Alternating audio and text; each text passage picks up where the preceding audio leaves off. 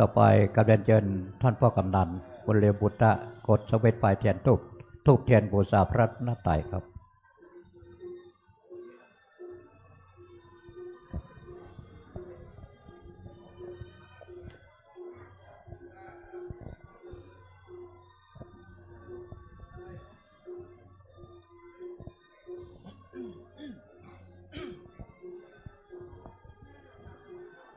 ครับทุกคนทุกท่านปนมือ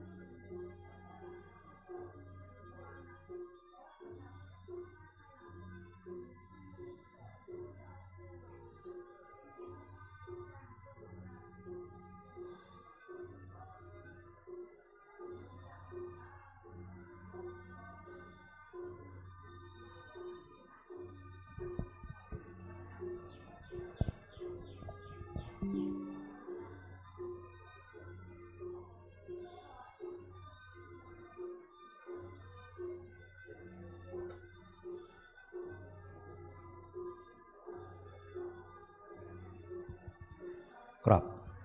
ต่อไปกลับในเดินกลับพร้อมเดียวกันเด้อกลับ1กลับ2กลับ3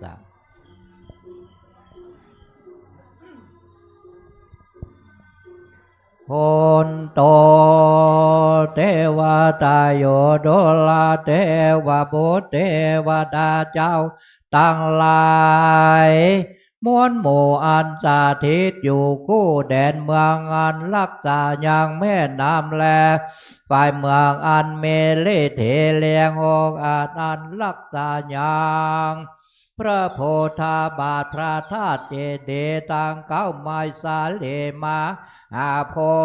ธ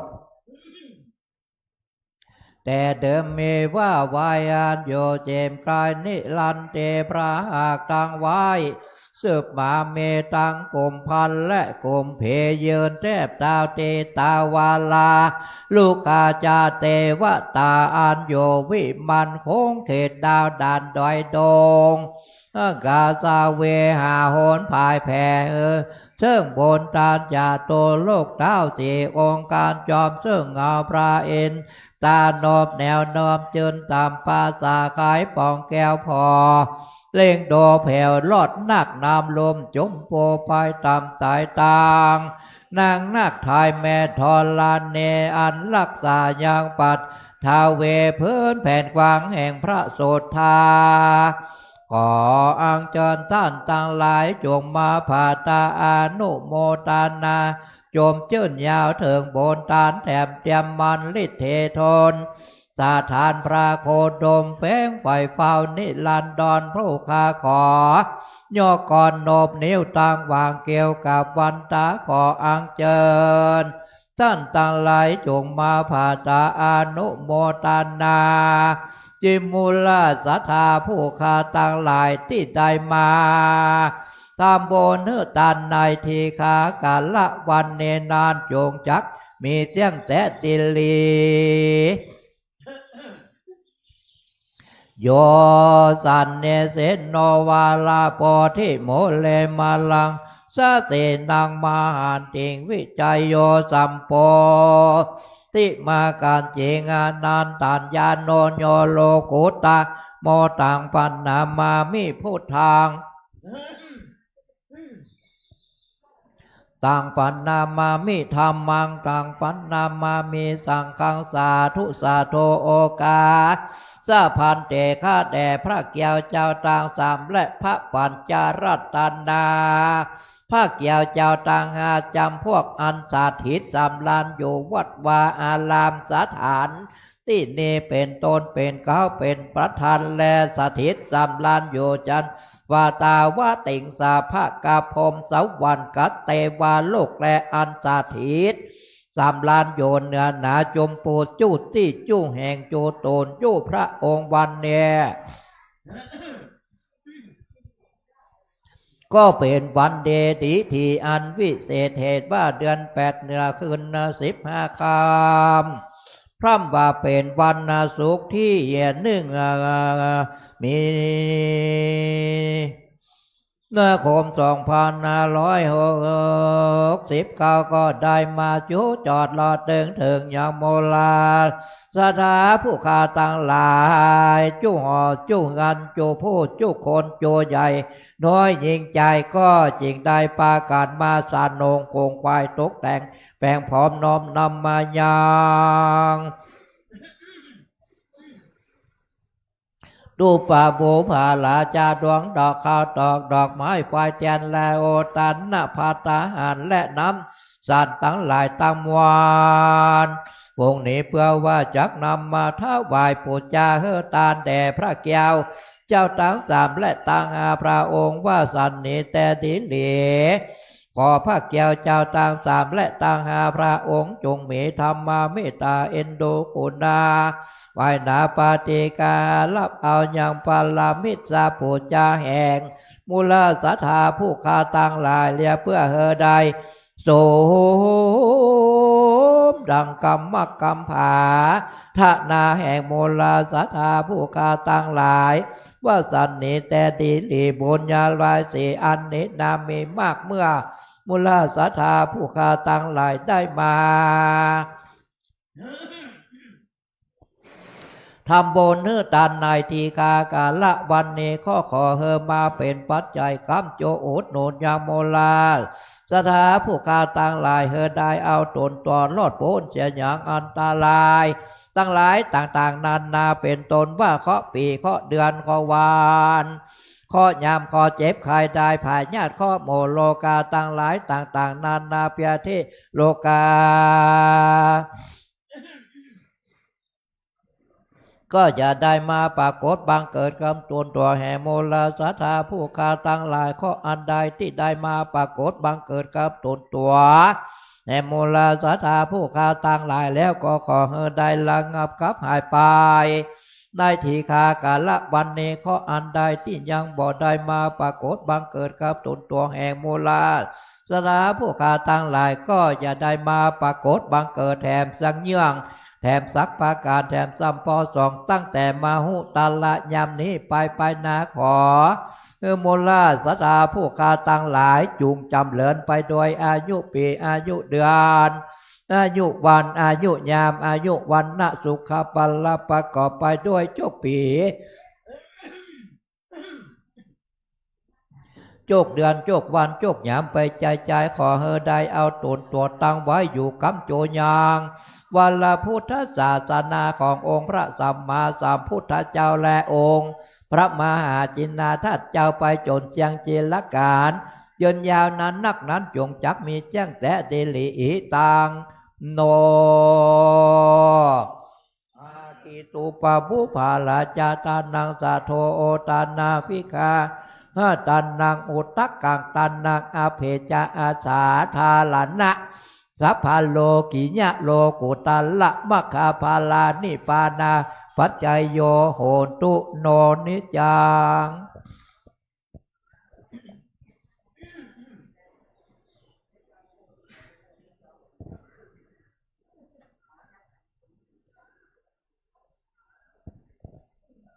อิมินาสกาเลนะตังโพธังอภิโพชยามะอิมินาสกาเลนะตังธัมมังอภิโพชยามะอิมินาสกาเลนะตังสังฆังอภิโพชยามะอะระหังสัมมาสัมพุทโธภะคะวาโพธังภะคะวันตังสวากขาโตภะคะวะตาธัมโมธัมมังนามัสสามิสุปฏิปันโนภะคะวะโตสังฆังนามามิหันธรรมยังพุทธัสสะภะคะวะโตบุพภาคานามะกะลังกะโลมะเสเอ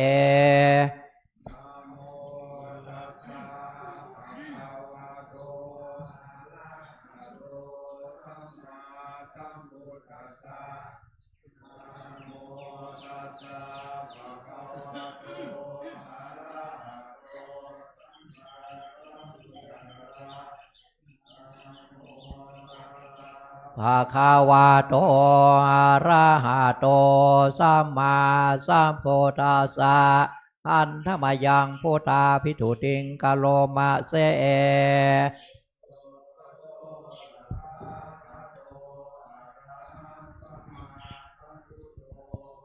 วิชาจารณะสัมปันโนสุขโตโลกเวโทอนุตตโลปุริสธรรมสาลาเทสัตเทวมนุสานังพนโทภะคะวาโยอิมาโล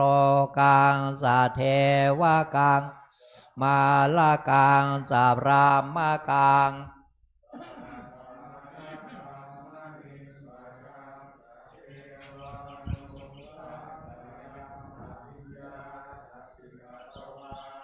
เวเทเสโยธรรมังเทเสเสระยานังมาเชกรยานังปริโยชานกันระยานังตถาสัพพยานสนังมาจาริยังปากาเสเสธัมมังภะคะวันตังอภิปูชยามิมหังภะคะวันตังศีลาสานามามิหันธรรมยังธัมมาภิทุติงกะโลมาเส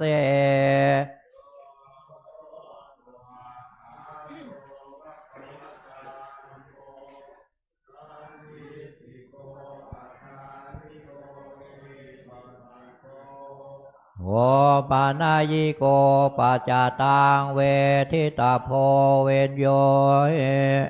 ธัมมังอภิปูธัมมังธัมมังศีลาสานามามิหันธรรมยังสังฆาภิทุติงกะโลมาเส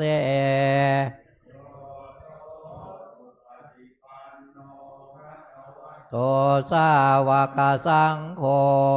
โอสุปฏิปันโนภะคะวะโตสาวกสังโฆ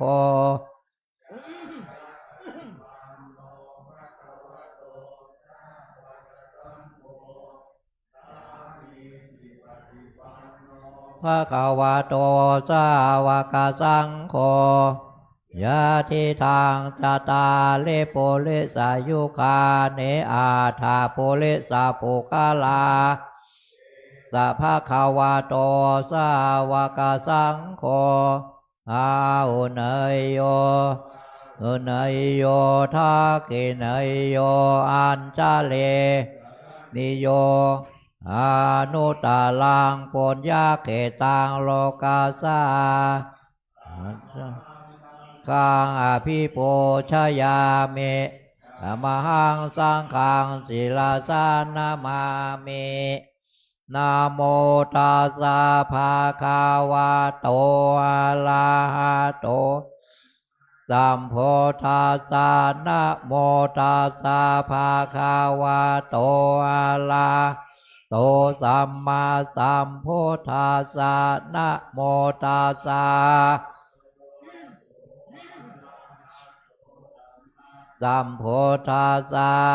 พุทธังสรณังคัสสามิธัมมังนังคัสสามิสังฆังสรณังคัสสามิ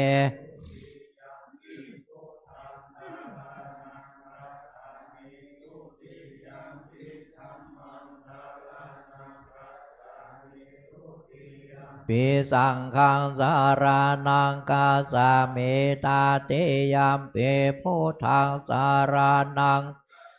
มิตาเตยามปิธัมมังสารนังคัสสามิตาเตยามกังสารนังคัสสามินะโมพุทธายะนะโมพุทธายะนะโมธัมมายะนะโมสังฆายะนะโมยะนะโมธัมมายะนะโมสังฆายามโนพุทโธปะมะโนธัมโมปะมะโนสังโฆปะโนพุทโธปะมะโนธัมโม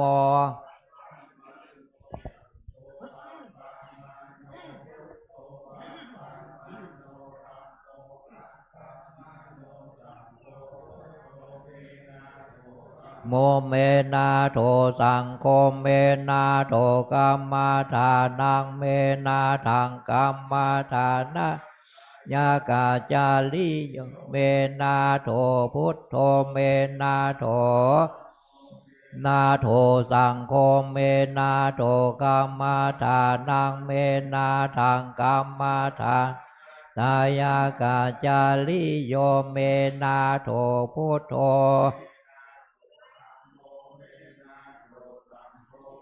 นาโทกัมมาทานังเมนาทังกัมมาทานาตายากาจาโยเมนาโทอะหัมพันเตพุทธาโนสาเตกัมทานังยาจามิพุทธาโนสาเตกัมมาทานังถ้าเมพันเตอะหัมพันเต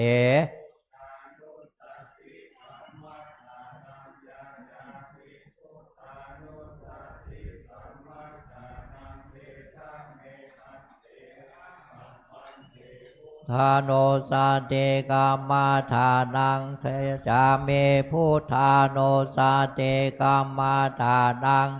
ถ้าเมพันเตหัมพันเตปิเตโอปัจจาสามมาเทงยาจาเมหัมพันเตปิเตจาละสามมาเทงยาจาเมหัมพันเตปิเตจาละสามมาเทงจาเมเอเตเปโสภาคาวาลาหังสัมพุทโธเวชาจาลานะสัมปันโนตาโลโปลิสาธรรมสาละเทสาถามโนสานังพุทโธภาคาวาเตสาวาคาโตวาตาธรรมโมสันเทธิโกอากาลิโกปัสสิโกโอปานายิโกปัจจตังเวทิตาโพติสุปาติปันโนภะคะวะโตสาวกสังโฆ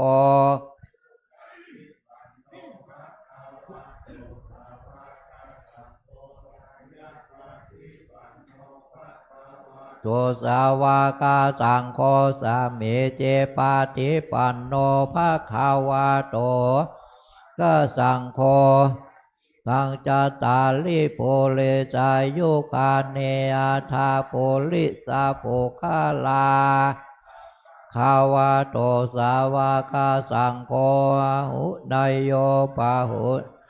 พุทธเขนายโยอัญชะเลกาลนิโยอนุตตาลังเข ตังโลกัสสะติอาเทเอมัสสมิงมังสังนาหาโลอาเทอาเทเมนชาวะกังอัฏฐายัง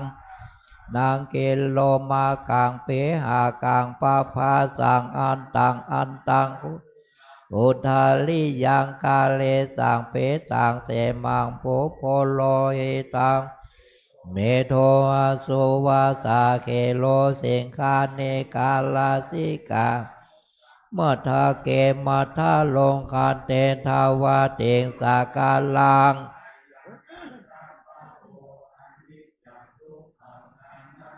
อาสุเจอาสุพังอิมังกัมมทานังปุณณภาโวเตอาจิลังยังกายโยปัทาเวงอาทิเสสะเตสุโทอาเปยานโนนิลตังวากาเลงฆาลังปัทาเวงธาโตเตโสธาโตวายโยธาโตโลภขันโทเวทนา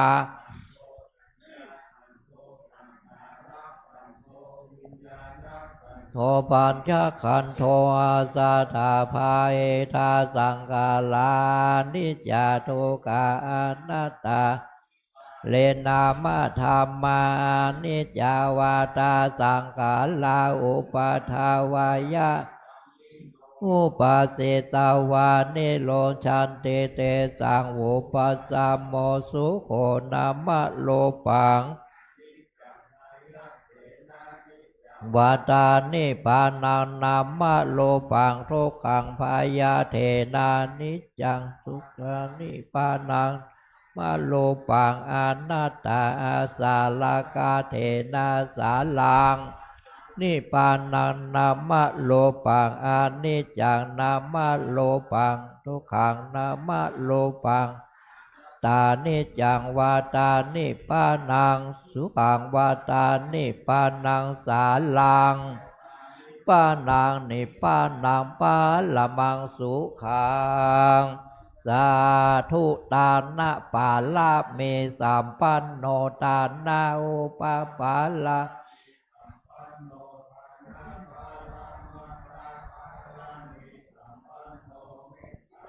เนกาโลนามุทิตาอุเบกขาปาลเมสัมปันโนอิติปิโสลาปาลเมสัมปันโนศีลาอุปปาลเมสัมปันโนศีลาปาลามัตลาเมสัมปันโนเมตตาเบคาปาลเมสัมปันโนอิติปิโสภะคะวาปัลลเมสัมปันโนเนคขมาอุปปัลลเมสัมปันโนเนคขมาทัพปัลลเมสัมปันโนเมตตา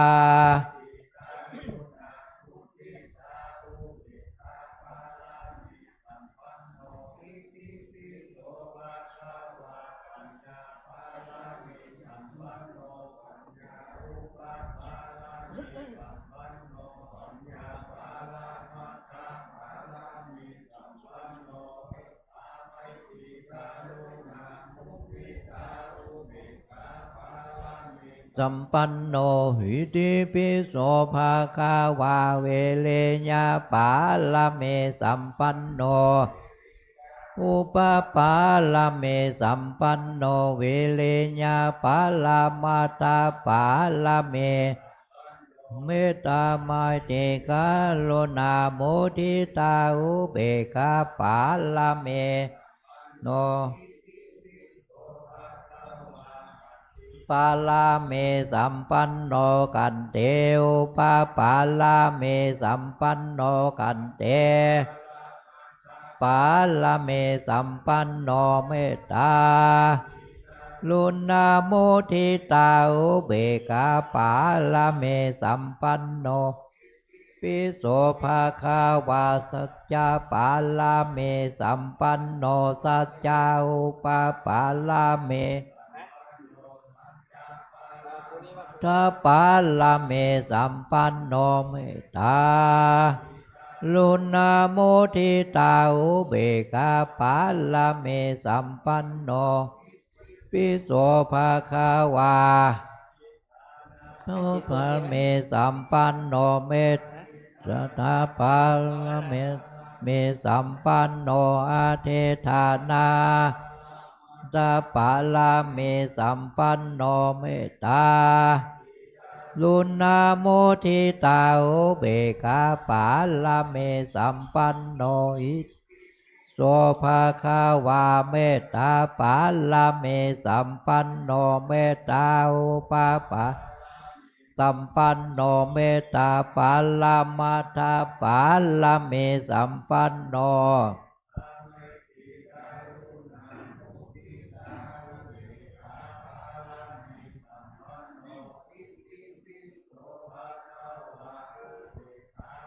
ลาเมสัมปันโนเบกาอุปาปาลาเมสัมปันโนเบกาตาปาลาเมสัมปันโนเมตตาไมเตมุทิตาอุเบกาปาลาเมสัมปันโนอิติปิโสภะทัสสะปาลาเมสัมปันโนทัสสะอุปาปาลาเมสัมปันโนทัสสะตาปาลาเมสัมปันโนเมตตา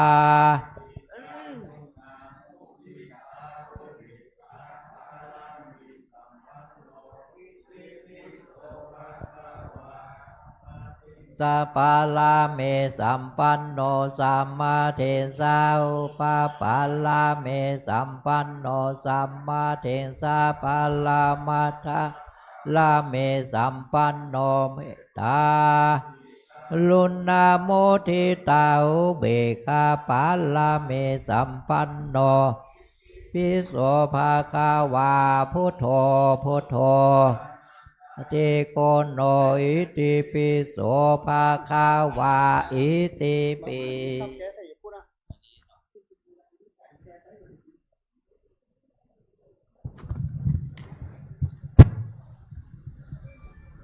ภาคเช้าหลวงพ่อเจ้าวาดศาสนกิจ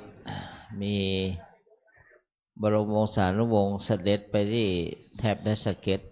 แจ้งมาแต่เจ้าอินทสถานเพื่อนก็เลยต้องเดินทางศาสนกิจ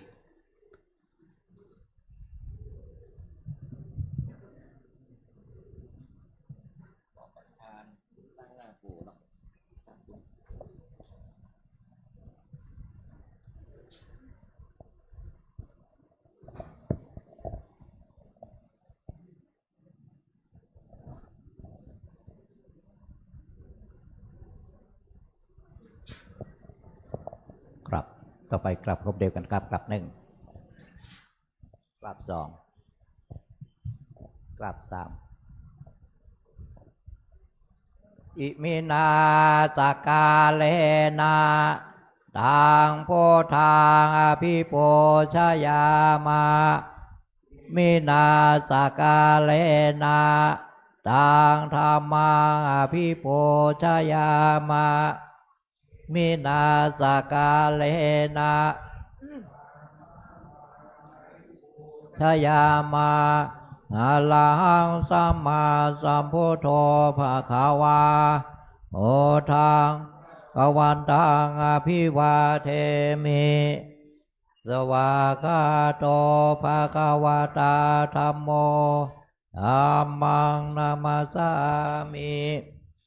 สุปฏิปันโนภะคะวะโตวะกะสังโฆสังฆังนามามิครับต่อไปกับท่านเจ้าคุณพร้อมเจอกันครับกลับหนึ่งกลับสองกลับสามมะยังพันเตเตสาลาเทนาสาหะปัญจศีลานิยาจามะทุเตยัมเปมายังพันเตติสาละเนนะสาหะ ปัญจศีลานิยาจามะตะเตยามเปมายังพันเตติสาลาเนนาสาหะปัญจศีลานิยาจามะนะโม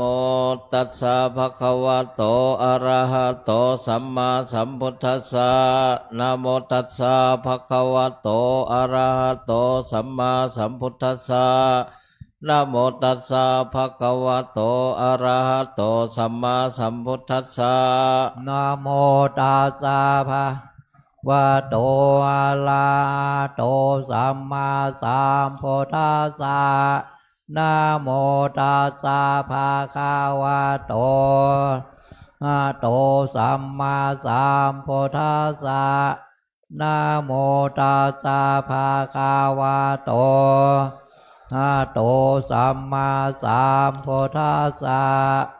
พุทธังสรณังคัจฉามิพุทธังสรณังคัจฉามิธัมมังสรณังคัจฉามิธัมมังสรณังคัจฉามิสังฆังสรณังคัจฉามิสังฆังสรณังคัจฉามิทุติยัมปิพุทธังสรณังคัจฉามิทุติยัมปิพุทธังสรณังคัจฉามิติยัมปิธัมมังสรณังคัจฉามิทุติยัมปิธัมมังสรณังคัจฉามิติยัมปิสังฆังสรณังคัจฉามิทุติยัมปิสังฆังสรณังคัจฉามิตติยัมปิพุทธังสรณังคัจฉามิตติยัมปิพุทธังสรณังคัจฉามิติยัมปิธัมมังสรณังคัจฉามิตติยัมปิธัมมังสรณังคัจฉามิติยัมปิสังฆังสรณังคัจฉามิตติยัมปิสังฆังสรณังคัจฉามิปานาติปตาเวรมณีสิกขาปะทังสมาธิยามิปานาติปตาเวรมณีสิกขาปะทังสมาธิยามิอาทินนาทานาเวรมณีสิกขาปะทังสมาธิยามิอาทินนาทานาเวรมณีสิกขาปะทังสมาธิยามิกาเมโสเมจฉาจาราเวรมณีสิกขาปะทังสมาธิยามิกาเมโสเมจาจาราละมานีสิกขาปะทังสมาธิยามิโมสาวาทาเวรมณีสิกขาปะทังสมาธิยามิมุสาวาทาเวรมณีสิกขาปะทังสมาธิยามิสุลาเมรยามัชฌปมาทฐานาเวรมณีสิกขาปะทังสมาธิยามิสุลาเมรยามัชฌปมาทฐานาเวรมณีสิกขาปะทังสมาธิยามิอิมา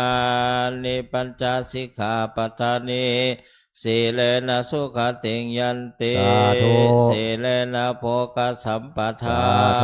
สีเลนะนิพุติงยันติตัสสมาสิลังวิโสทะเยอันเดครับสบายยงขบัดกับเด้อสาธุโอกาสาโอตานาเป็นเดปาตังตานังนาปัจจายโยโหตุโนเนจังสาธุ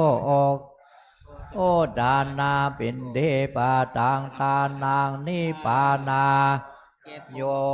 ตุโนเนจังสาธุโอกาสานาปินเดปาตังทานังนาปัจจายโยโหตุโนเนจังสำหรับผู้ที่ใส่บาตรยังไม่ได้ใส่บาตรก็ใส่บาตรสำหรับผู้ที่ใส่บาตรก็ยังนั่งยังศาลาธรรมสามัคคีแห่งนี้ญาติโยมภาคเช้าวันนี้ขอรัตนาพระมหาคัมภีร์ภูริวัฒโนปริยธรรม9ประโยคครูสอนบาลีประจำสำนักศาสนศึกษาผู้ช่วยเจ้าวาดพระอารามหลวงได้ขึ้นสู่ธรรมาสน์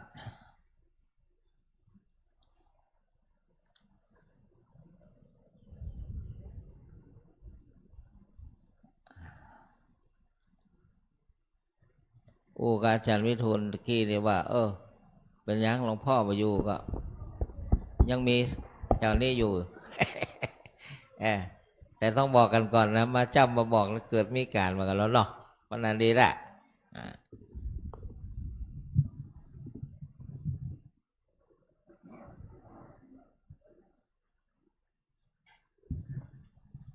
วันนี้10:10 น.ก็ส่งน้ำพระบรมธาตุแห่เชิญพระบรมธาตุเจ้าวันนี้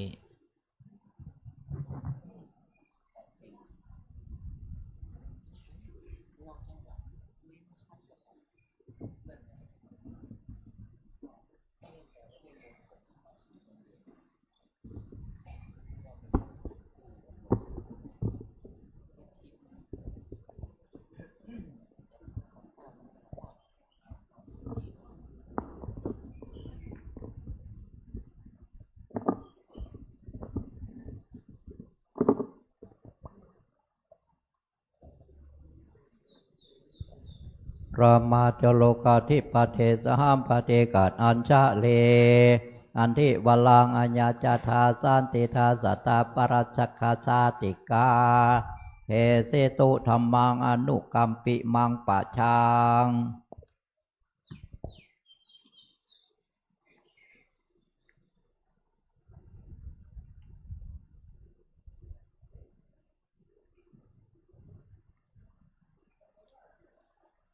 นะโมตัสสะภะคะวะโตอะระหะโตสัมมาสัมพุทธัสสะนะโมตัสสะภะคะวะโตอะระหะโตสัมมาสัมพุทธัสสะนะโมตัสสะภะคะวะโตอะระหะโตสัมมาสัมพุทธัสสะสัจเจนาลิกะวาทินันติอีณบัดนี้อาตมภาพจักได้แสดงพระธรรมเทศนาในเรื่องความจริงเป็นสิ่งไม่ตายเพื่อประคับประคองฉลองศรัทธาและประดับปัญญาบารมีของท่านสาธุชนทั้งหลายเนื่องในวันธรรมัสวนะวันพระวันนี้ตามสมควรแก่เวลาสืบต่อไปขอถวายความเคารพพระเดชพระคุณพระอมรเวทีผู้ช่วยเจ้าอาวาสวัดพระธาตุศรีจอมทองวรวิหารท่านอาจารย์พระมหาวิทูลภูริเมธีปรริยนธรรม9 ประโยคพระเถรานุเถระสะธมิกทุกรูปขอสวัสดีน้องๆสามเณรทุกรูปเจริญพรมายังศรัทธาญาติโยมอุบาสกอุบาสิกาแม่ชีโยคีนักปฏิบัติทุกท่านอาราธนาเจริญพรนั่งตามสบายตามในแห่งพระบาลีที่อาตมาภาพนั้นได้ยกขึ้นไว้ณเบื้องต้นซึ่งแปลความเป็นไทยได้ว่าพึงชนะความไม่จริงด้วยความจริงธรรมภาษิตข้อนี้ท่านมุ่งสอนให้ทุกคนสร้างความจริงขึ้นในตนเองขึ้นในตัวโดยพยายามเอาความชนะความไม่จริงด้วยความจริงซึ่งจะได้อธิบายแยกเป็นประเด็นต่อไปเพื่อให้เข้าใจได้ง่ายขึ้นเริ่มต้นด้วยความจริงประเภทของความจริงข้าศึกของความจริงชัยชนะของความจริงและประโยชน์ของความจริงประการแรกญาติโยมทั้งหลายอันว่าความจริงนั้นได้แก่สิ่งที่แน่นอนและเป็นของที่แท้จริง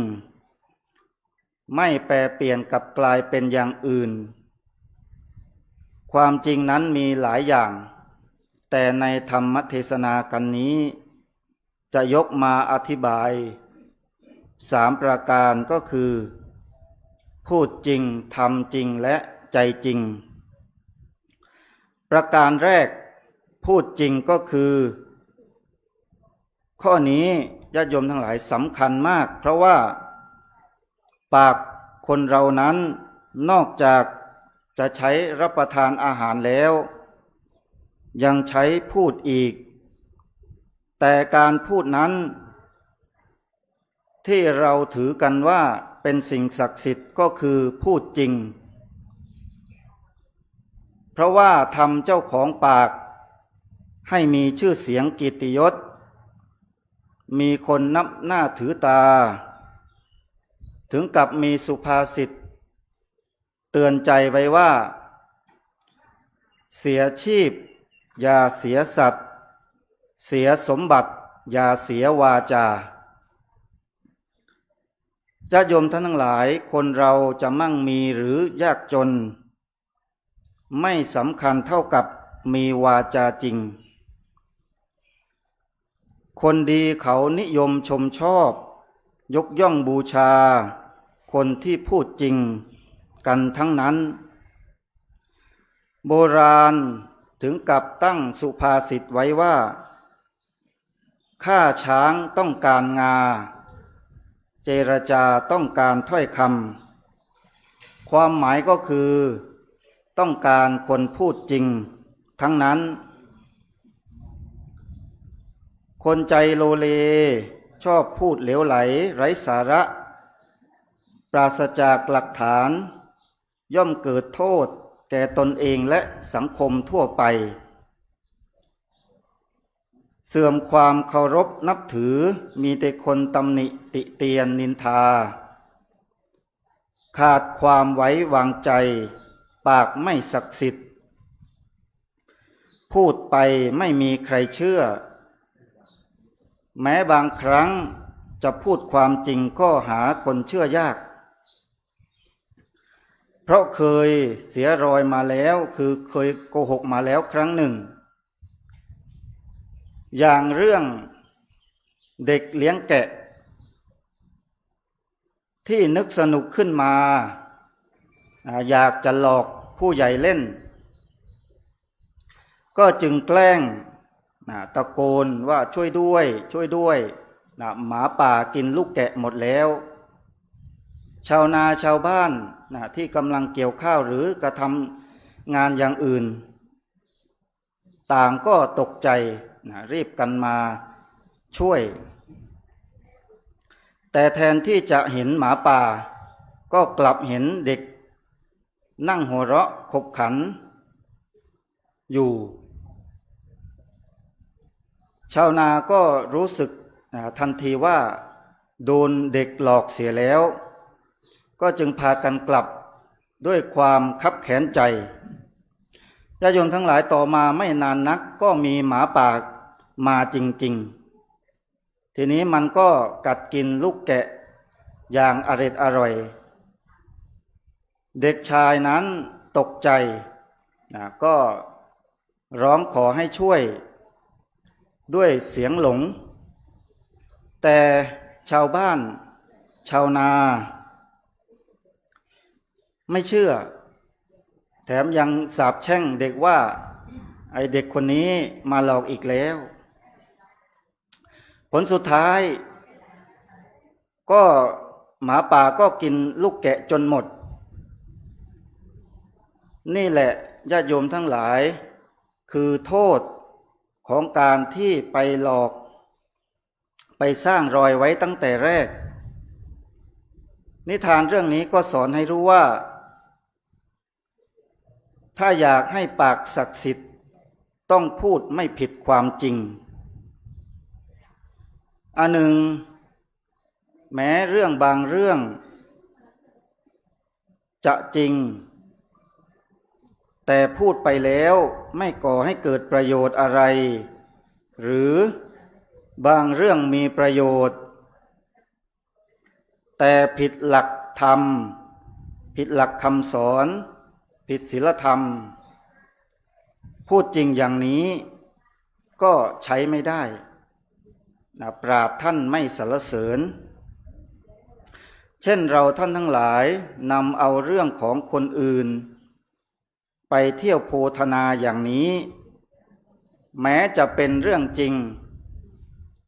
แต่ก็ให้โทษทั้งแก่ผู้พูดและผู้ที่ถูกโพธนา หรือบางเรื่องถึงจะมีประโยชน์ก็ตามแต่กลับ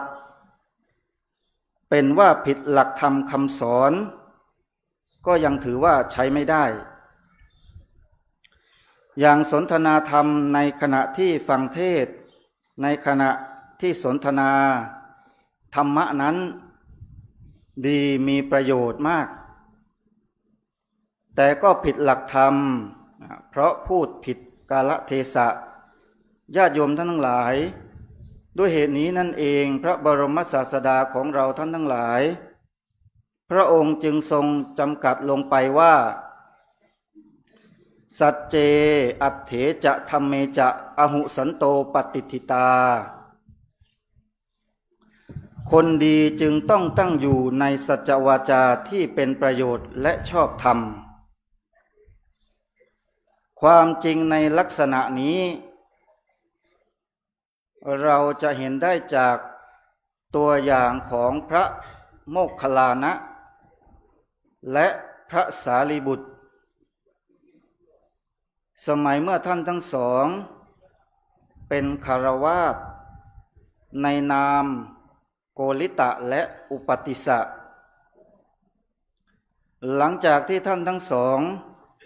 สละสมบัติอันมหาศาลแล้วสมัครเป็นลูกศิษย์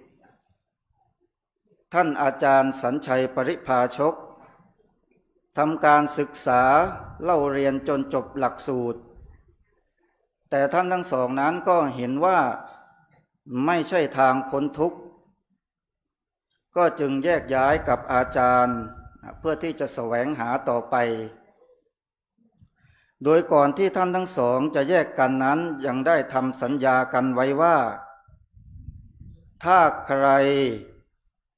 พบอาจารย์ที่ดีตรงกับความประสงค์ของท่านทั้งสองจะต้องแจ้งข่าวให้ทราบต่อมาท่านอุปติสสะท่านได้ฟังธรรมจากพระอัสสชิเถระได้ดวงตาเห็นธรรมท่านจึงนำข่าวสารนี้ไปบอกแก่ท่านสหายโกลิตะตามสัญญาท่านโกลิตะ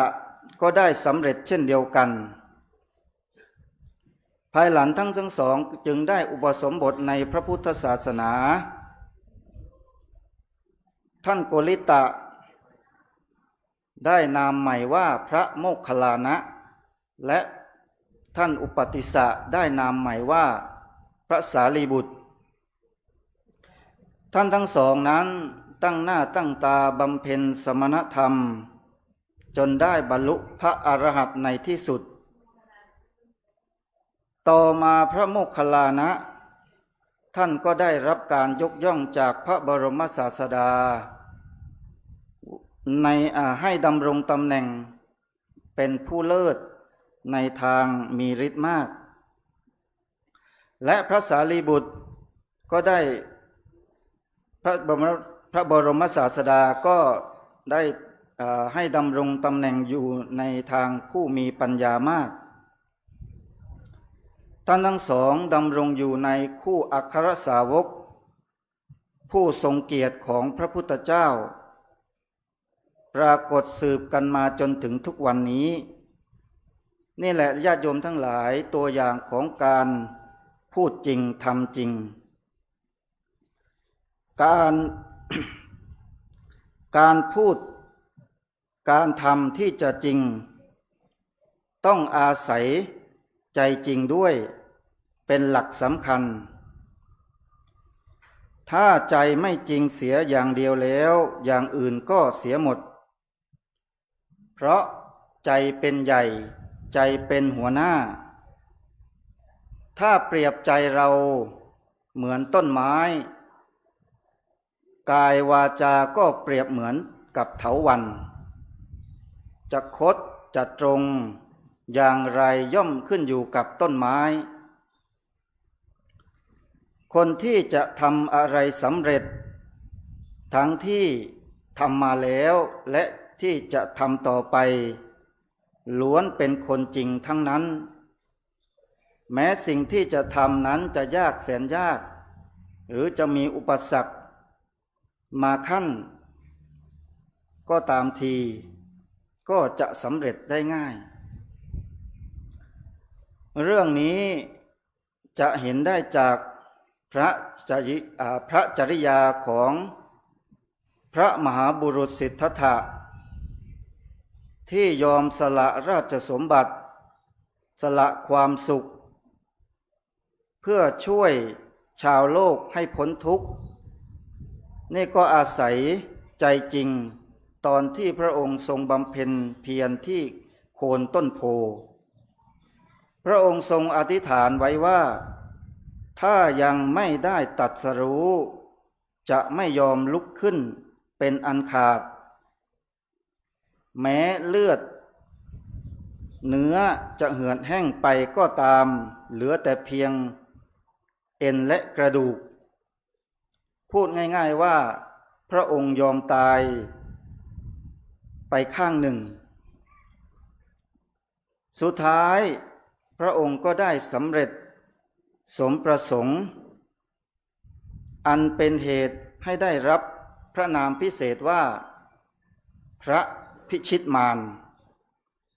แล้วก็มีอนุสาวรีย์ประดิษฐานเป็นศรีสง่าในพระนามว่าพระพุทธรูปปางมารวิชัยสืบกันมาจนถึงบัดนี้นอกจากนี้สัตยาธิฐานอันเกิดจากใจจริงยังสามารถกำจัดอันตรายอย่างน่าพิศวงจะเห็นได้จากเรื่องวัตกปริตจะเห็นได้จากในเรื่องวัตตปริต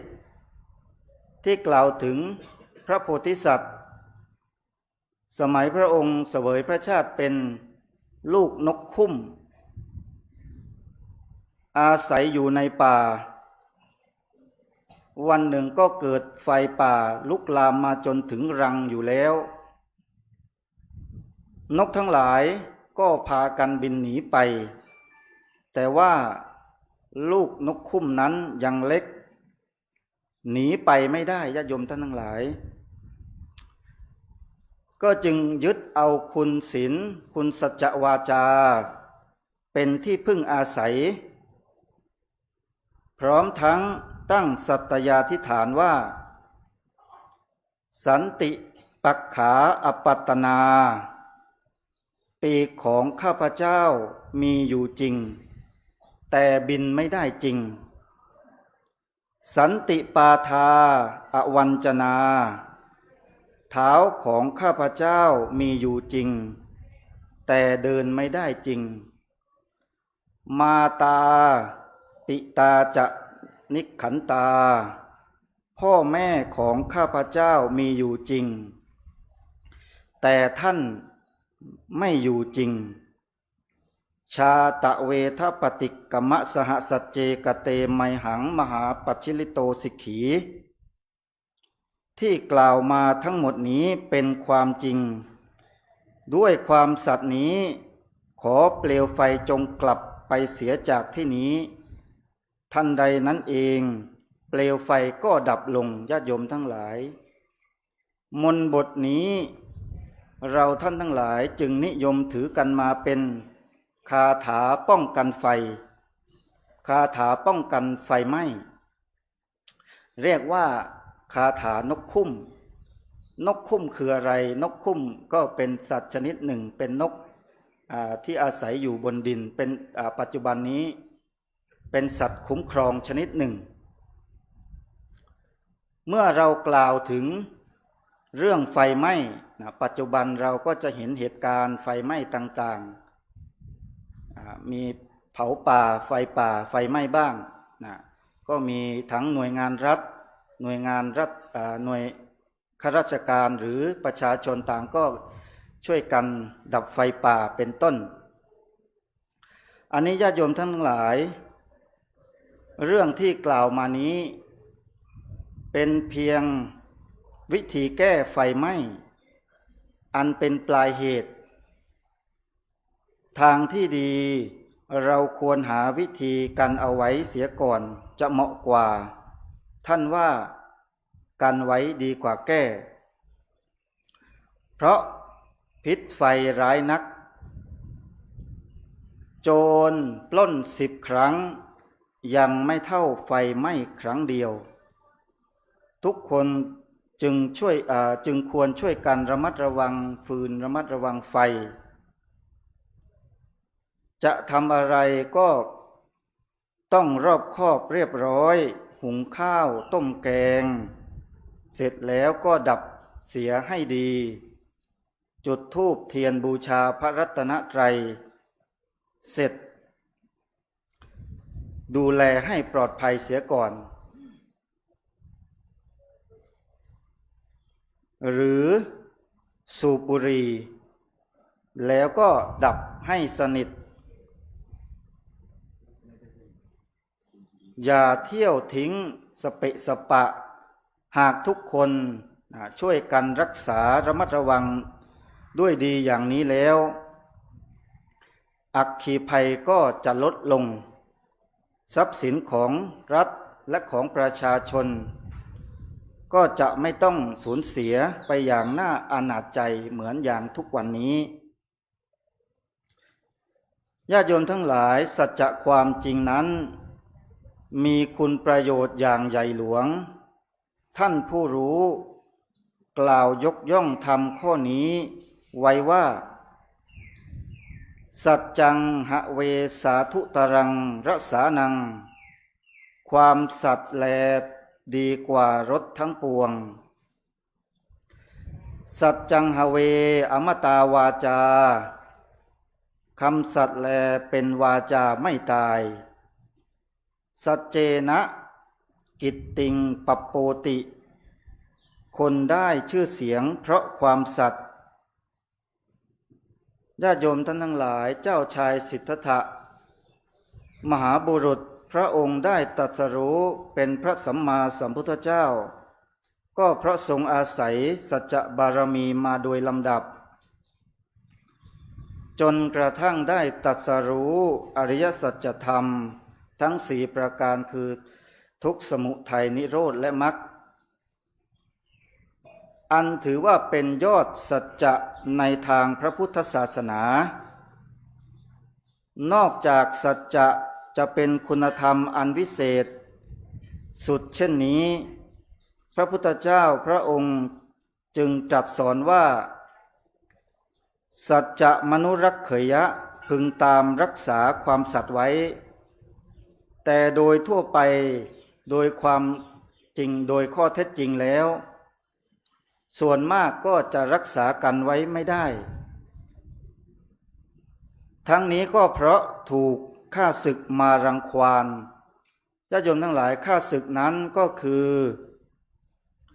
ความหมกมุ่นความคุ้นคิดคำนึงในเรื่องรักใคร่ๆอย่างหนึ่งใจหงุดหงิดคิดจะทำร้ายเขาอย่างหนึ่งความง่วงเหงาหาวนอนอย่างหนึ่งความฟุ้งซ่านรำคาญใจอย่างหนึ่งความลังเลตัดสินใจไม่แน่นอนอย่างหนึ่งนี้รวมเรียกว่านิวรณ์คือสิ่งที่ปิดกั้นไม่ให้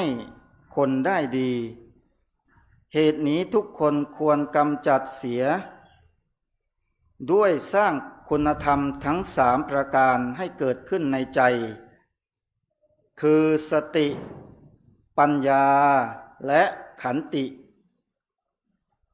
สติมีหน้าที่สำหรับรู้ตัวปัญญามีหน้าที่สำหรับรู้คิดขันติ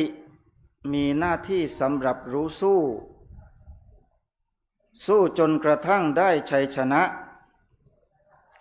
อย่างพราหมณ์จุเลกสาดกผู้ยากจนได้ไปฟังธรรมของพระพุทธเจ้าแล้วเกิดความเลื่อมใส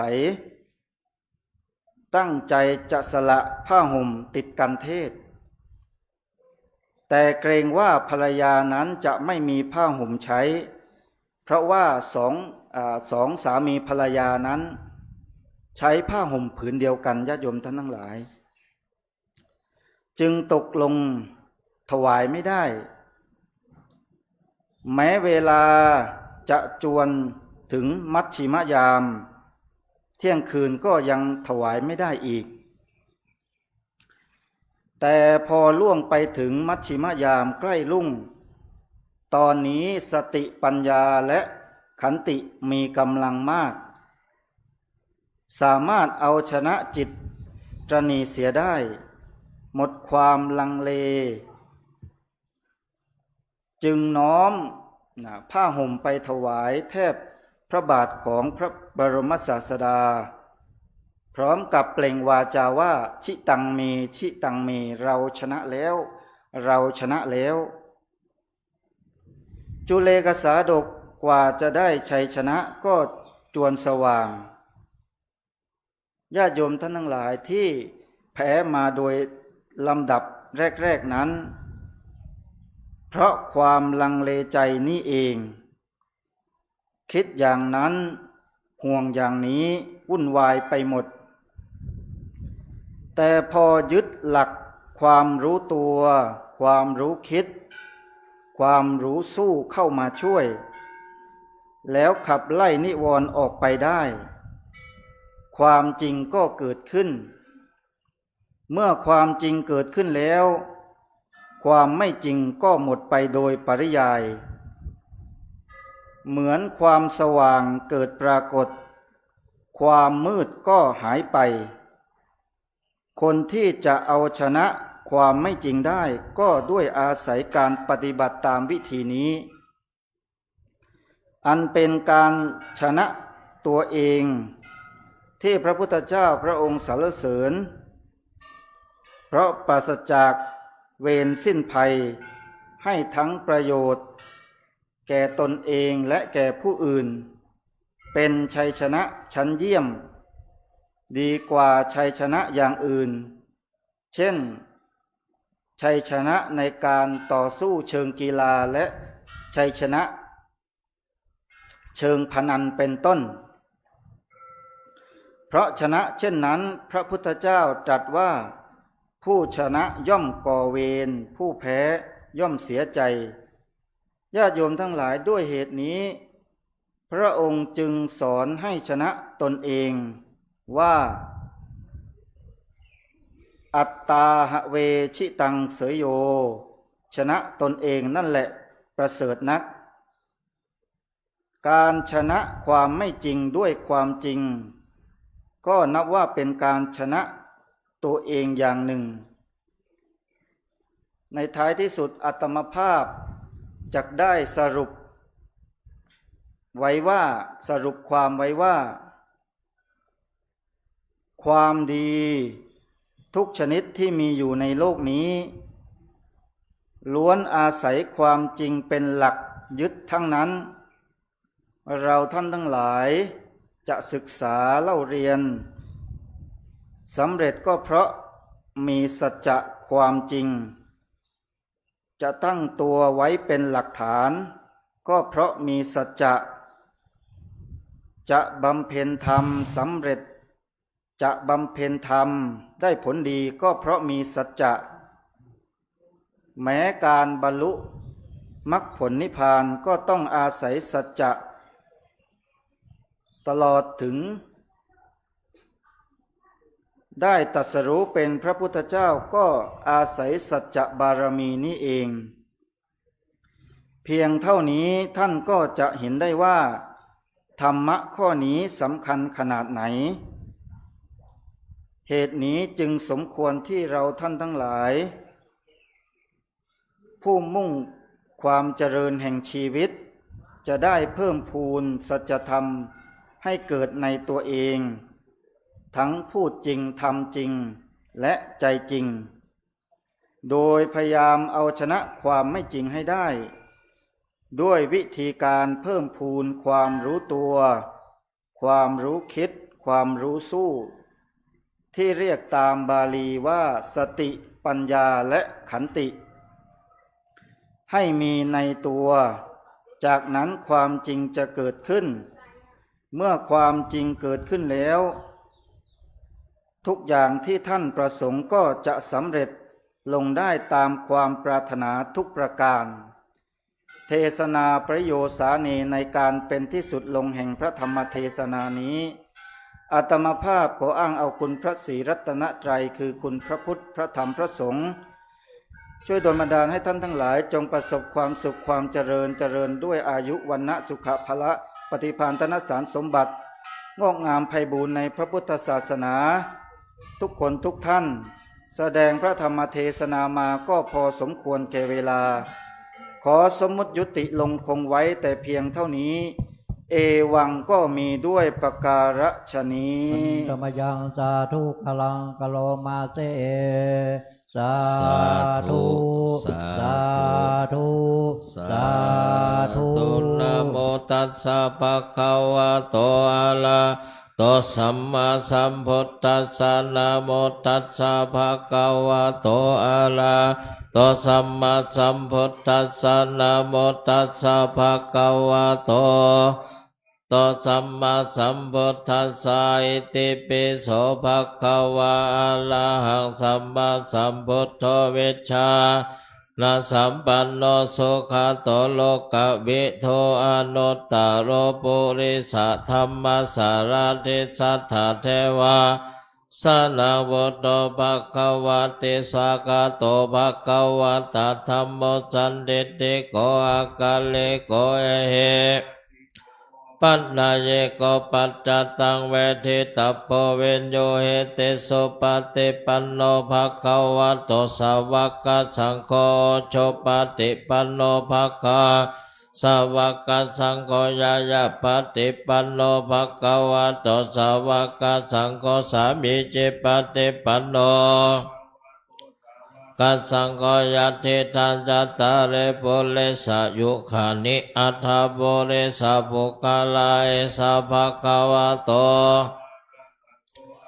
นายโยบาหุนายโยทักขินายโยอัญชาลิการะนิโยอนุตตรปุญญเขตังโลกัสสาติมหากรุณิโกนาโทอิตายัสสะปะ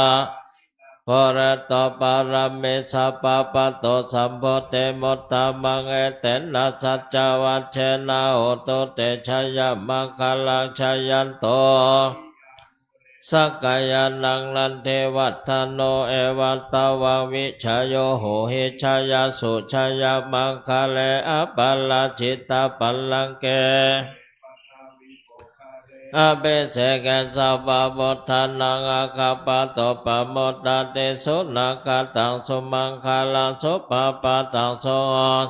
สุกันโนโสโมโหโตจัสโสเยธาพระมจาริสุปะทักขินังกายกัมมังวาจาทักขินังปะทักขินังมโนกัมมังปณิทิเตปะทักขินาปะทักเนกตอนนาลาบันตาเถปะทักขิเนญาติโยมประเคนไทยธรรมกับปิยพันธ์กันเทศวันนี้เดือน8เป็ง10 โมงส่งน้ำพระธาตุแห่เชิญพระบรมธาตุ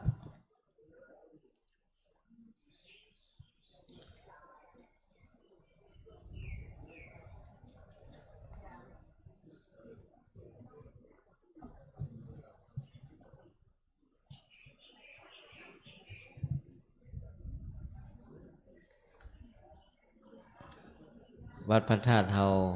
นอกจากวันธรรมสวนะ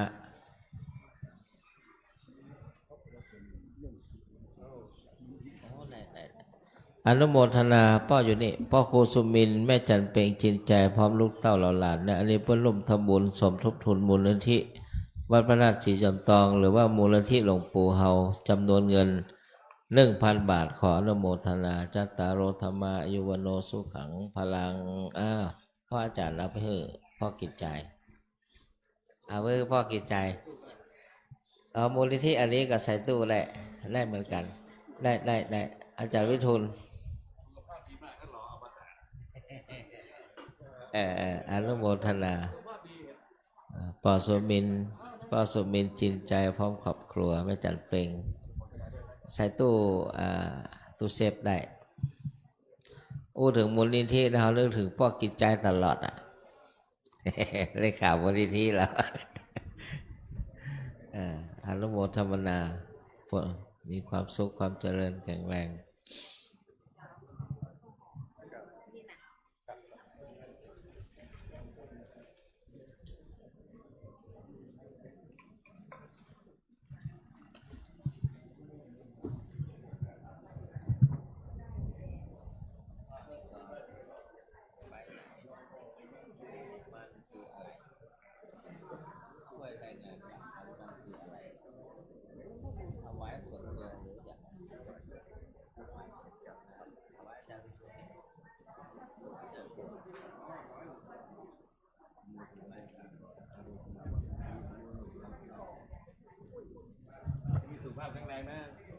คุณพ่อนิกร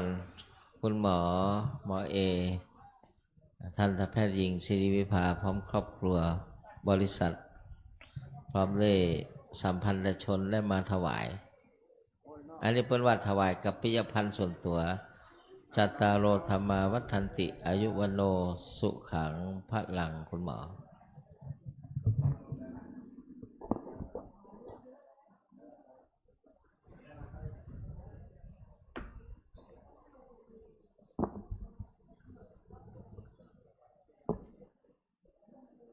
ย ะถาวริวหาปูราปริปุเรนติสาครังเอวะเมวะอิโตทินังเปตานังอุปกปปติอิชิตังปฏิตังตุมหังกิปะเมวะสมิจฉตุสัพเพปุเรนตุสังคปาจันโทปนรสโสยะถามณิโชติรสโสยะถาสัพพิติโยวิวัชชันตุสัพพะโรโควินัสตุมาเตภวัตวันตรายโยสุขีทีขายุโกภวะอภิวาทนาสีลิสนิจจังวุธาปจายโนจัตตารโอธรรมาวัฏันติอายุวันโนสุขังพระลัง สาธุสาธุสาธุครับคณะศรัทธาเจอกันยกกันเข้าแล้วก็บาทมาถวายท่านพระคุณเจ้าครับ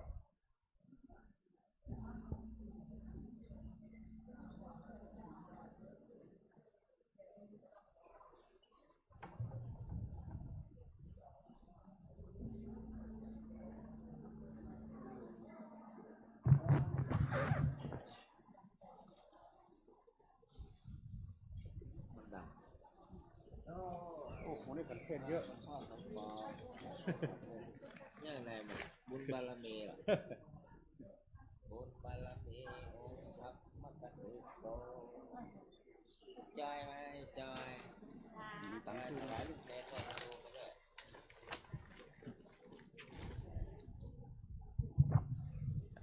ช่วงนี้ลูกเนนก็จะมาเพราะว่าส่วนหนึ่งก็กลับจากบ้านมาส่วนหนึ่งไปบ้านหลังจากสอบเสร็จโยมชลีพรสาธุอายุวันโนสุขังพลังนะขอให้เดินทางสวัสดิภาพจะขอให้เดินทางสวัสดิภาพโยมคณะนี้อาตมาผมจำได้นะโยมชลีพรโยมสมจิตโยมอะไรนะศรีทสังพรทิพย์โยมพรทิพย์เนาะโยมตะด้วย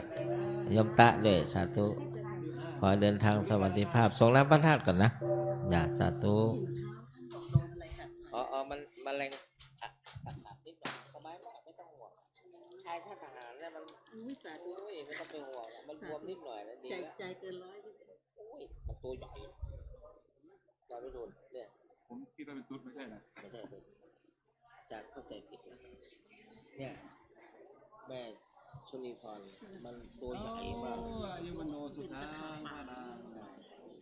มันเป็นตะขาบป่าใหญ่ขอให้โชคดีมีสุขนะเอาเปิดบัตรเอาครูด้วยเปิดไม่เปิดอ่ะขอให้โชคดีมีสุขนะ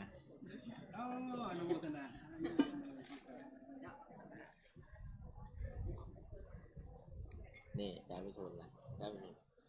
เนี่ยเห็นไหมคลองนี่นะอาจารย์ มรณภาพเลยนะ ผมนี่ไม่เป็นไร ผมชนะพิษได้อยู่ ก็เป็นธรรมดาขนาดคิดเองทำอะไรไม่ได้ เออ อ๋ออนุโมทนา ผมชนะพิษได้อยู่ สัตว์ตัวอุ่มอายุวันโนสุขังพลัง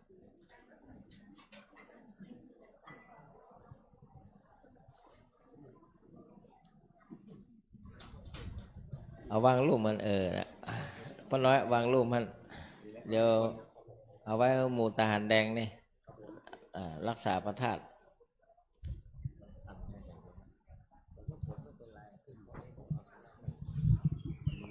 มันกัดกี่คนนะมันคิด มันพองแต่ว่า โอ้ถือว่าหนักกี่คนนะ แต่ว่าไม่ต้องเป็นห่วงเพราะผมยังไปป่าช้าได้ทั้งวันมันกลับคืนก่อนวันไหนสบายมาก บางคนแพ้มากแพ้ ว่า ขนาด ผมไม่แพ้ ตัดขาก็มีนะ ตะขาบต่อพึ่งผมไม่แพ้นะเดี๋ยวรอญาติโยมประเคนอย่างให้เรียบร้อยก่อน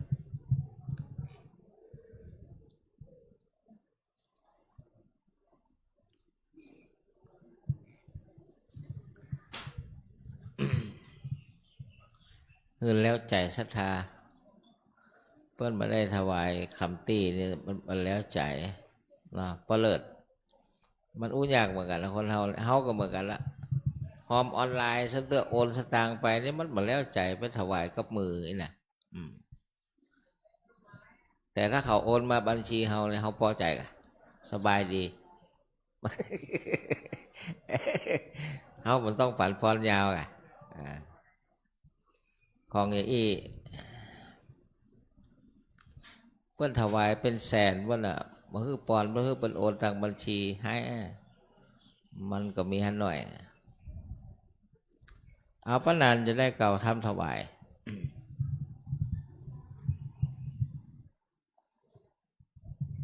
ครับ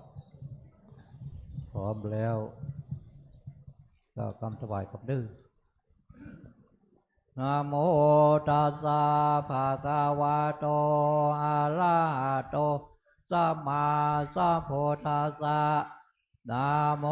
ตัสสะภะคะวะโตสัมมาสัมพุทธัสสะนะโมตัสสะภะคะวะโตสัมมาสัมพุทธัสสะว่าพร้อมเดียวกันครับเยมานิมายังพันเต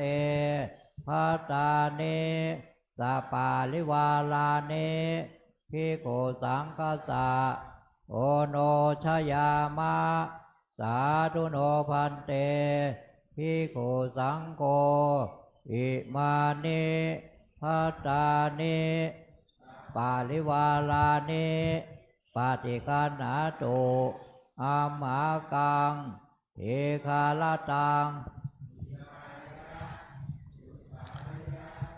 ข้าแด่พระสงฆ์ผู้เจริญข้าพระเจ้าทั้งหลายขอน้อมถวายภัตตาหารพร้อมทั้งบริวารทั้งหลายเหล่านี้แก่พระภิกษุสงฆ์ขอพระภิกษุสงฆ์จงรับภัตตาหารพร้อมทั้งบริวารทั้งหลายเหล่านี้ของข้าพระเจ้าทั้งหลายเพื่อประโยชน์และความสุขความเจริญแก่ข้าพระเจ้าทั้งหลายตลอดกาลนานเทิน สาธุท่านมหาธนวัฒน์นิมนต์อุปโลกเอาประเคนก่อนประเคนน่ากะเขาว่าประเดี๋ยวนี้มันแล้วใจแล้วยัคเคพันเตสังโฆปฏิชานาตุขอพระสงฆ์ทั้งปวงจงรับทราบ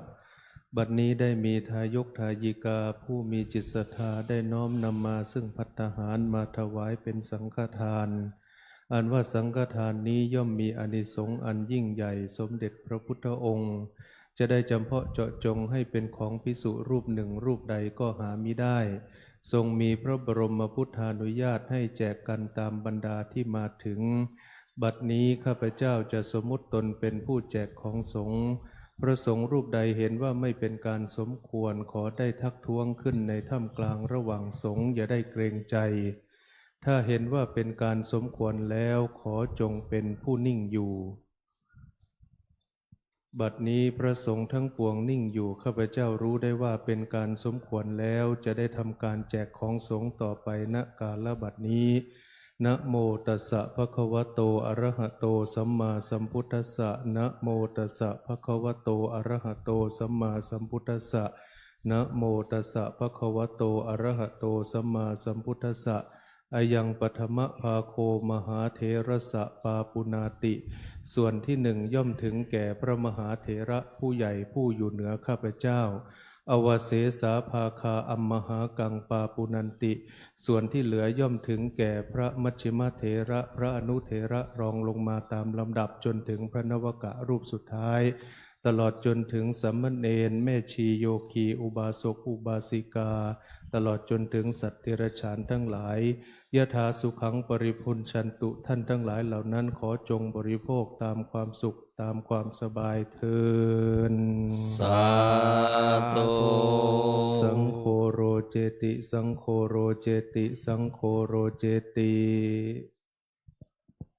ญาติโยมเอามือลงก่อนนะจะก่อนจะให้พรก็จะขอ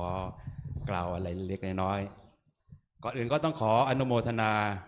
กับคณะศรัทธาที่ได้มาเป็นเจ้าภาพร่วมเป็นเจ้าภาพแล้วก็ไปงานชาปนะหลวงอาจารย์สุขสันต์อาจารย์สุขสันต์ท่านเป็นพระวิปัสสนาจารย์เป็นวิปัสสนาจารย์ประจำวัดพระธาตุท่านสร้างบารมีมาด้านนี้โดยเฉพาะก็คืออย่างที่ทุกท่านได้รับทราบว่าหน้าที่ในทางพุทธศาสนามีหลักใหญ่ๆก็คือ1ปฏิบัติ2เรียนอาจารย์สุขสันต์นี่เป็นผู้ปฏิบัตินอกจากท่านมีประสบการณ์ยังมาแผ่ความรู้พูดง่ายๆคือมาสอบอารมณ์ผู้ปฏิบัติเมื่อท่านมรณภาพคณะศิษยานุศิษย์ก็ร่วมเรียกว่ามาร่วมงานญาติโยมหลายท่านบางท่านก็มาไม่ได้แต่ส่งใจมาบางท่านก็ส่งทั้งใจส่งทั้งปัจจัยอันนี้มาร่วมงานโดยเฉพาะที่อาตมาอยากกล่าวถึงแล้วก็ประทับใจคือคุณโยมชูหวังไม่รู้อยู่ที่นี่หรือเปล่าคุณโยมชูหวังนี่ก็ทุ่มเทสุดๆมาแทบทุกวันมาเป็นเจ้าภาพอย่างน้อย3 วันมาเป็นเจ้าภาพและคุณโยมอนิกรคุณโยมทันตแพทย์หญิงสิริวิภาพร้อมกัลยาณมิตรก็ร่วมเป็นเจ้าภาพเท่าที่จำได้นะอาตมาก็ดูไม่หมดอย่างน้อย2 วันและวันสุดท้ายช่วงใกล้สุดท้ายก็คุณโยมทันตแพทย์หญิงสิริวิภานาวาโทเขาเต็มยศก็คือนาวาโททันตแพทย์หญิงสิริวิภาประเสริฐสมมาจากกรุงเทพบริษัทสิริกรอิมเพรสชั่นคลินิกทันตกรรมแอบสูตและที่สำคัญคุณแม่ประวิตรจันเจอบุญถ้าใครเห็นคุณแม่ของคุณหมอเนี่ยจะรู้แล้วว่าโอ้เป็นคนที่ไม่แก่วันนี้คุณหมอมาหรือเปล่าไม่รู้คือท่านคณะได้บริจาค160,000 อันนี้ก็ขออนุโมทนาและหลายท่านบริจาคร่วมบริจาคแต่มาอาจจะไม่ได้กล่าวถึงที่สำคัญวันนั้นเห็นคุณโยมแสงจันทร์ก็มาร่วมเป็นเรียกว่าตั้งโรงทานไม่รู้คุณโยมแสงจันทร์มาหรือเปล่าวันนี้อนุโมทนาขออนุโมทนาด้วยนะขออนุโมทนาด้วยกับทุกท่านต่อไปคณะสงฆ์จะอนุโมทนาเป็นภาษาบาลีขอทุกท่านได้ตั้งใจกรวดน้ำรับพร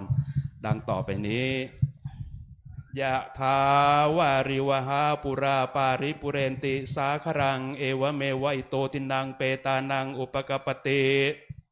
อิจิตังปฏิตังตุมหังคิปะเมวัสมิจฉตุสัพเพปุเรนตุสังกปา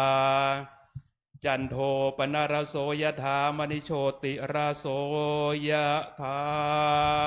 สัพพิติโยเววัชชันตุสัพพะโรโควินัสสตุมาเตภวัตวันตรายโยสุเข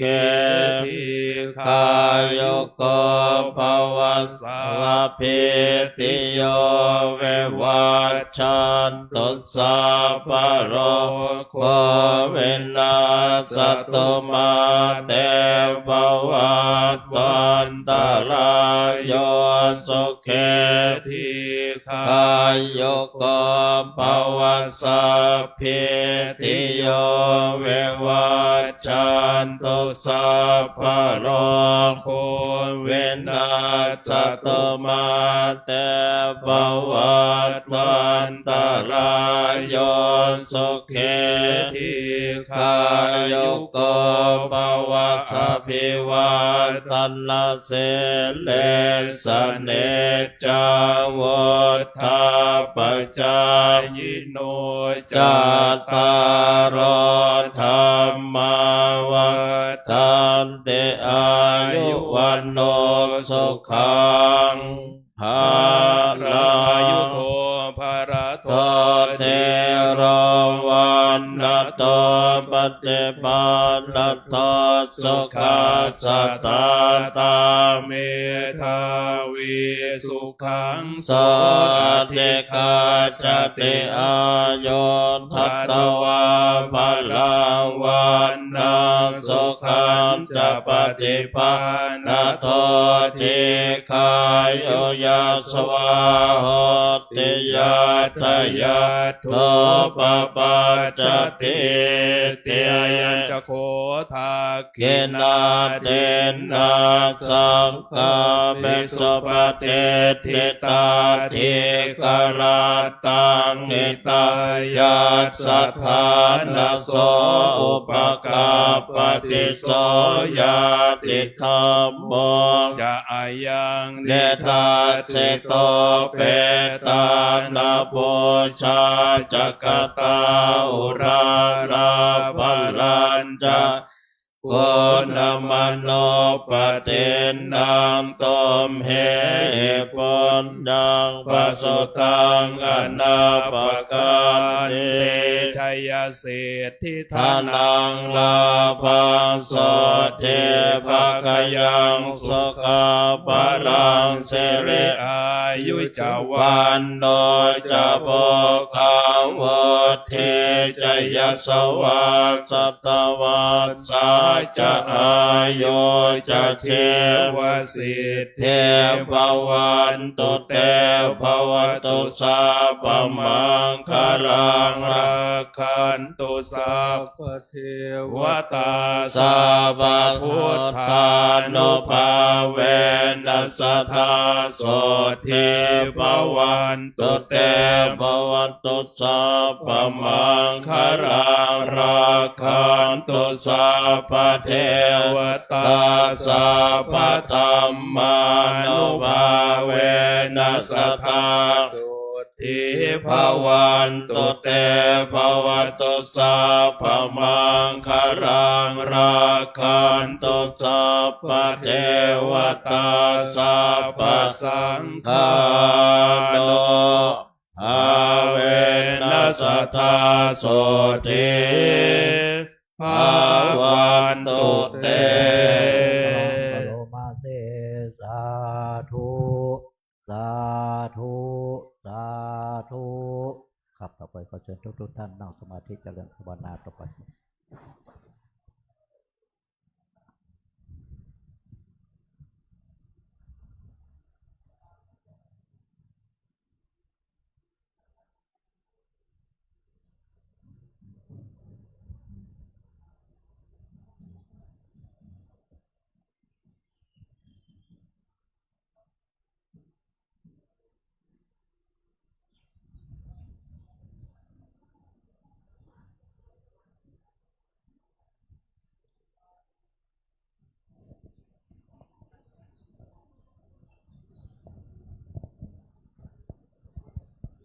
ครับคุณพรเกิดเวลา อิตังทานากัมมังนิปานาปัจจายโยตุโนนิจังอิตังศีลกัมมังนิปานาอิตังภาวนากัมมังนิปานาปัจจายโยตุโนนิจังยังกินจิกุชาลังกาตาปังกัมมังสัพเพเอกตังปนยังโนอนุโมทันโตสุนันโตโคนโตเยเตวะสามิงเอกตาเทคาโยกาสัตตาโอโตสัพพะสัตตานังสุเขอัตตานังปาลิหะลันตุมาตาสุขิตาโหนโตโตกัปปะโมจันโตสัพเพยาติกาโหนโตโตกัปปะโมจันโตสัพเพยาติกาตาโหนโตโตกัปปะโมจันโตสัพเพปิสาสัพเพยาคา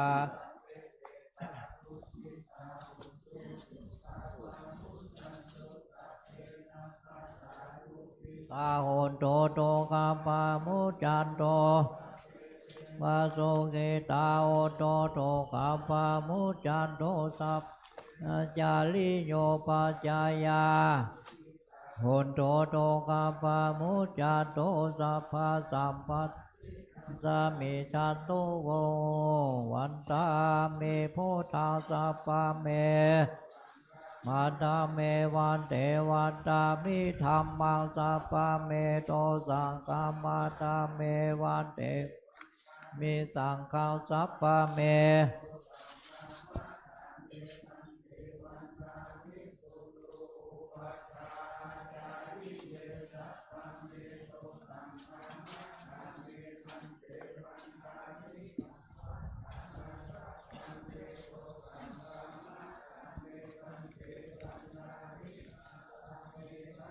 สิมายาสัพพะเมโตสังฆามาทาเมวะเทวันตาสิยาสัพพังสัพพะตาเนโสภะเทธิกาสาเลลาทาโตมาอุทาโลปังสักกาลาสัตตานาทาโลเกเทวาโลเกโลเกจัมโพธิเปลังกาติเปสาลิลาธาตุโยสุโยอระหันตาธาตุโยจิติยังโกติจตุลาเสติสาหาเสธรรมกาเตอาหังวันตามิสัพพะสุครับต่อไปก็บรรดาน้อยรูปเหมือนหลวงปู่แล้วก็ท่านเจ้าคุณทุกตนทุกองค์ครับวันตามิพันเตสัพพังปาลาตังกามันตาเมมายังกาตังปนยังสามินาตาพังสามินากาตังปนยังไม่ขังตาพังสาธุสาธุอนุโมทามิในนามคณะสงฆ์ขอกล่าวเขาว่าจัตตารโอธรรมาวัฏันติอายุวันโนสุขังภารัง สาธุสาธุครับต่อไปก้าวกำลาพร้อมเดียวครับทันทาธานิมายังพันเตคัจจามาพาหุกิจามายังพาหุการณิยายัสสธานิตุมเหกาลังมัญญธาสาธุพันเตสาธุพันเตสาธุพันเตกับก่อนกับเนอสัพพิติโยวิวัตตันตุสัพพะโลกโควินัสตุมาเตภวัตวันตรายโยสุขีนิกายโยภวะวิวัฒนาสิริสนิจังพุทธาปัจจายโนจตารโลธรรมาวัฏันติอายุวัน